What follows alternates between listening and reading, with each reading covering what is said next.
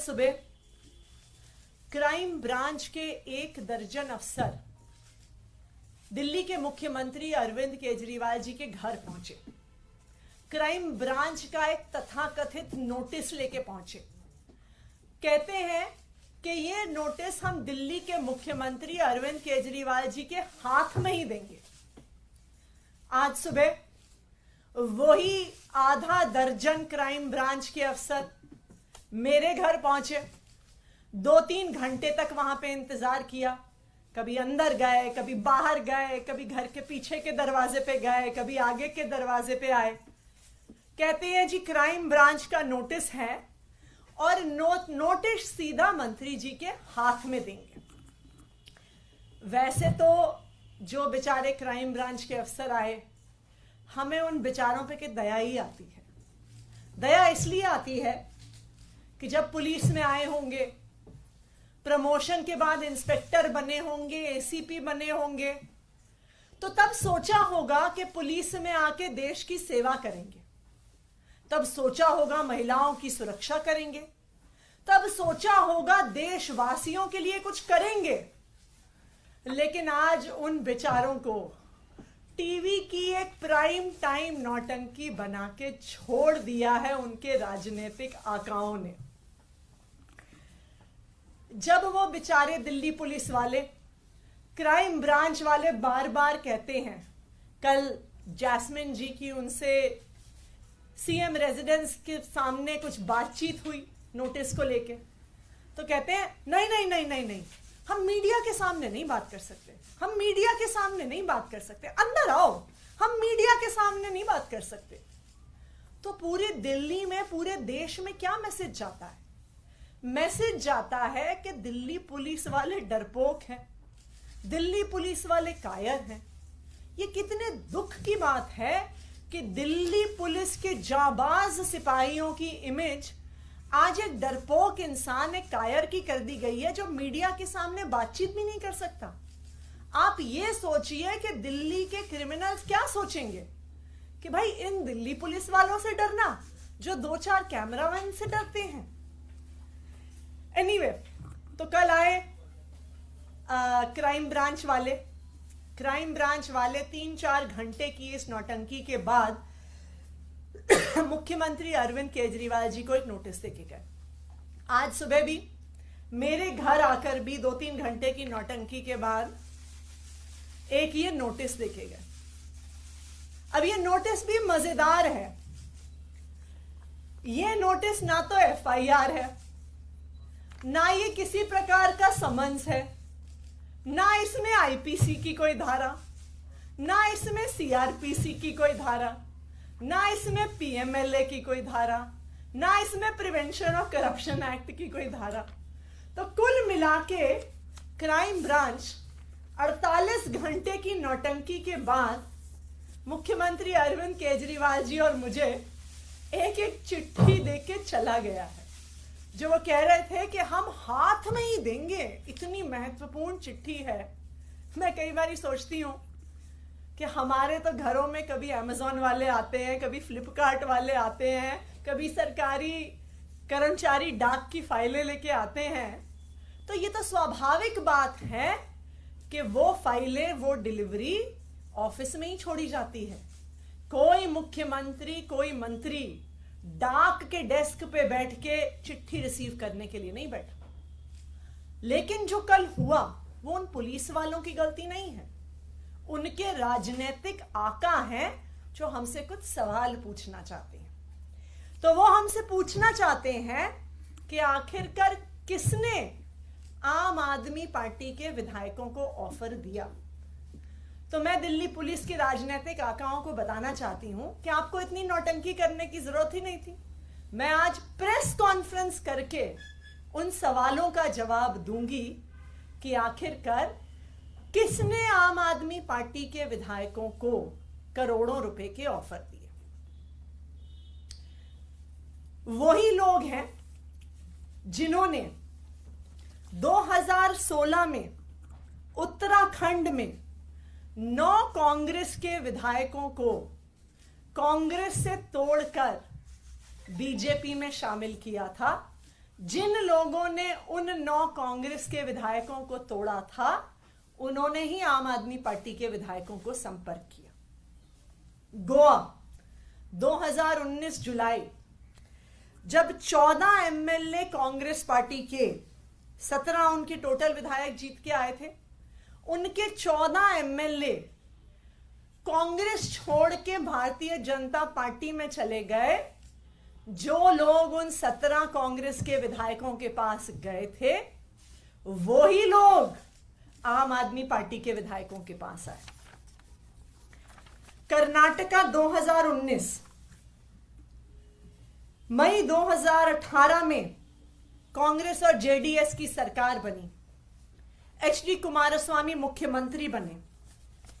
जुलाई 2019 में कांग्रेस और जेडीएस के 17 विधायक टूटकर भारतीय जनता पार्टी में चले गए।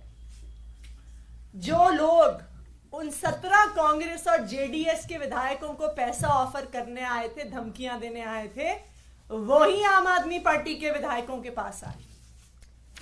मध्य प्रदेश 2020, कमलनाथ मुख्यमंत्री थे, कांग्रेस की सरकार थी। 22 कांग्रेस के विधायक कांग्रेस छोड़कर, टूटकर भारतीय जनता पार्टी में शामिल हो गए। तो जो उन कांग्रेस के 22 विधायकों को खरीदने आए थे, उनको तोड़ने आए थे, वही आम आदमी पार्टी के विधायकों के पास आए। और लेटेस्ट, जो अभी कुछ ही दिन पहले पूरे देश ने देखा, महाराष्ट्र में नवंबर 2019 में उद्धव ठाकरे महाराष्ट्र के मुख्यमंत्री बने। लेकिन 21 जून 2022 को शिवसेना के नेता एकनाथ शिंदे 11 विधायकों के साथ बंबई से सूरत चले गए और शिवसेना छोड़कर भारतीय जनता पार्टी के साथ मिलकर उन्होंने सरकार बना ली। तो जो लोग एकनाथ शिंदे के साथ साथ 11 विधायकों को तोड़ने आए थे, वही लोग आम आदमी पार्टी के विधायकों को तोड़ने आए। और जो तेलंगाना में हुआ, जो एक स्टिंग के माध्यम से हमने देखा कि कुछ लोग विधायकों को तोड़ने के लिए करोड़ों रुपए कैश लेके घूम रहे थे, वही लोग आम आदमी पार्टी के विधायकों से संपर्क कर रहे हैं। तो मैं क्राइम ब्रांच के राजनीतिक आकाओं को बताना चाहती हूं कि आपको भी पता है कि कौन वो लोग हैं जो पिछले 7-8 साल से एक एक करके ऑपोजिशन की सारी सरकारों को तोड़ रहे हैं। और वही लोग हैं जो आज आम आदमी पार्टी के एमएलए से संपर्क कर रहे हैं। अब मैं जैस्मिन शाह जी से कहूंगी कि वो अपनी बात रखें।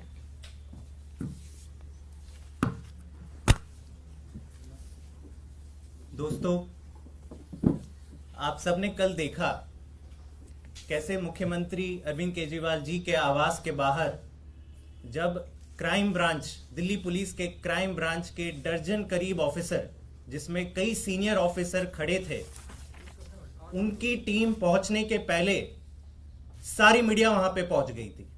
किसने बताया मीडिया को? भाजपा ने बताया।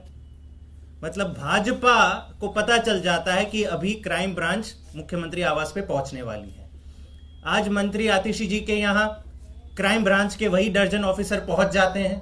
उससे पहले 2 दर्जन मीडिया वाले पहुंच जाते हैं। और फिर वहां पर 5 घंटे, कल मुख्यमंत्री आवास के बाहर 5 घंटे ये क्राइम ऑफिसर अपना सारा काम काज छोड़कर केवल खड़े रहते हैं और कहते हैं नहीं जी, हमें तो मुख्यमंत्री जी से मिलना है। आप सब ने वो वीडियो देखा होगा जहां मैंने उनसे एक आम नागरिक के तौर पे सवाल पूछा कि किस धारा के तहत, बस इतना बता दीजिए, किस धारा के तहत आप ये नोटिस मुख्यमंत्री जी को पर्सनली हाथ में सौंपना चाहते थे। क्या कहा उन्होंने? नहीं जी, मीडिया के सामने नहीं कहूंगा, आ जाइए अंदर, आ जाइए अंदर, बात करते हैं। इतना डर, इतना खौफ। अगर आप कानून के तहत कोई काम करते हैं तो मीडिया के सामने बताने में क्या है आपको डर? सवाल का जवाब नहीं दिया। अंत पंत में 5 घंटे की नौटंकी के बाद वही नोटिस सीएम दफ्तर के बाहर देके चले गए। मैं आज आपको यह बताना चाहता हूं कि दिल्ली में इसका क्या इंपैक्ट होता है? आप सब जानते हैं दिल्ली देश का क्राइम कैपिटल है। हर साल, ये सुन लीजिए, ये नंबर अगर आप सुनेंगे तो चौंक जाएंगे, हर साल दिल्ली में 3 लाख क्रिमिनल केसेस रजिस्टर होते हैं। 3 लाख। इन 3 लाख केसेस में से चार्जशीट कितने में फाइल होती है? 1 लाख। 1 लाख से भी कम। करीबन 30% क्रिमिनल केसेस में ही हर साल चार्जशीट फाइल होती है। 2 लाख केसेस में तो चार्जशीट ही फाइल नहीं होती। और ये जो 30% का आंकड़ा है, परसेंटेज ऑफ चार्जशीट फाइल, वो देश भर में सबसे कम है। मतलब दिल्ली में सबसे ज्यादा क्राइम रेट, दिल्ली में सबसे कम चार्जशीट। महिला सुरक्षा की बात करते हैं। Delhi is the rape capital of India. Women crimes against women में दिल्ली का अव्वल नंबर आता है। सारे मेट्रोपॉलिटन सिटीज का अगर आप हिसाब किताब लगा दें तो highest number of crimes against women Delhi में पिछले साल पाए गए 14,158।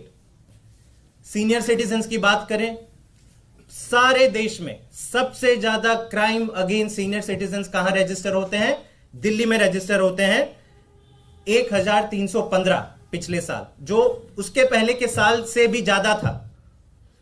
क्राइम अगेंस्ट चिल्ड्रन की बात कर लेते हैं। बच्चे कितने सेफ हैं दिल्ली में? दिल्ली में देश भर में highest crime against children report होते हैं हर साल। पिछले साल कितने रजिस्टर हुए? 7,400। और ये हर साल ये आंकड़े बढ़ते जाते हैं। हर साल दिल्ली के टोटल क्रिमिनल केसेस जो भी रजिस्टर हो रहे हैं वो बढ़ते जा रहे हैं। लेकिन दिल्ली पुलिस के क्राइम ब्रांच क्या करती है?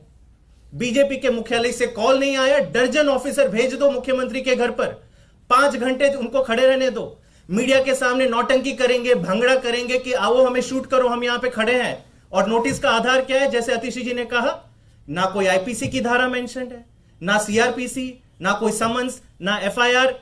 एक कोरे कागज पे एक नोटिस या खत लिखकर कह रहे हैं कि नहीं हमें तो मिलना है। तो क्या मुख्यमंत्री और मंत्री दिल्ली सरकार के सारे अपना काम काज छोड़ दें, केवल और केवल डाकिया का काम करें कि अपने घर के बाहर खड़े रहें कि आइए दिन भर आइए, जो भी खत लेंगे हम आपको पर्सनली सौंपेंगे? हमारी बीजेपी से गुजारिश है, दिल्ली पुलिस के राजनीतिक आकाओं से गुजारिश है कि ये नौटंकी करना बंद करें, दिल्ली के लोगों की सेवा करने दें। दिल्ली के क्राइम ब्रांच के पुलिस ऑफिसर का कोई इसमें दोष नहीं है। हमारी पूरी तरह से दया है उनके साथ। वो जब आए थे पुलिस फोर्स में तो ये जरूर सोच के आएंगे कि देश की सेवा करेंगे, महिला सुरक्षा पर काम करेंगे, किडनैपिंग रोकने में काम करेंगे, मर्डर को रोकने में काम करेंगे। लेकिन होता क्या है, सुबह 8 बजे कॉल आ जाता है कि जाओ आज पूरी दिन मीडिया के लेके जाओ और सीएम के बाहर आप सीएम के घर के बाहर आप ये खड़े रहो रास्ते पे। दुख होता है और मेरी हाथ जोड़ से विनती है कि क्राइम ब्रांच को उसका राजनीतिकरण ना करें, उनको जनता की सेवा करने में छोड़ दें। आतिशी जी, अभी जैस्मिन बता रहे थे कि सबसे कम केस रजिस्टर होता है दिल्ली में, लेकिन आप लोगों ने जो आरोप लगाया है उस पे भारतीय जनता पार्टी कह रही है कि सबूत नहीं देंगे तो आपके ऊपर में केस रजिस्टर होने वाला है और जवाब आपको इस बार देना ही पड़ेगा। क्या है सबूत, वो बता क्यों नहीं रहे आप लोग? देखिए, हम तो बता रहे हैं कि कौन लोग आए थे। हम तो बता रहे हैं कि वही लोग आए थे जो गोवा में गए थे, वही लोग आए हैं जो कर्नाटका गए थे, वही लोग आए हैं जो तेलंगाना गए थे, वही लोग आए हैं जो मणिपुर गए थे, वही लोग आए हैं जो अरुणाचल प्रदेश गए थे। तो इसलिए ये कोई छुपी हुई बात ही नहीं है कि कौन आया था विधायकों की खरीद फरोख्त करने के लिए। ये आप सड़क पर चले जाइए, सड़क पर चलता हुआ आपको बच्चा बच्चा बता देगा कि कौन कांग्रेस के विधायक तोड़ रहा है, कौन शिवसेना के विधायक तोड़ रहा है, कौन जेडीएस के विधायक तोड़ रहा है, कौन आम आदमी पार्टी के विधायक तोड़ने की कोशिश कर रहा है। तो इसलिए ये क्या करें, एक भारतीय परंपरा में कहते हैं प्रत्यक्ष ही प्रमाण है, तो ये बिल्कुल प्रत्यक्ष है, पूरे देश के सामने है कि कौन विपक्ष की पार्टियों पर केस कर रहा है, कौन विपक्ष की पार्टियों को डराकर, धमकाकर, पैसों का लालच देकर तोड़ने की कोशिश कर रहा है।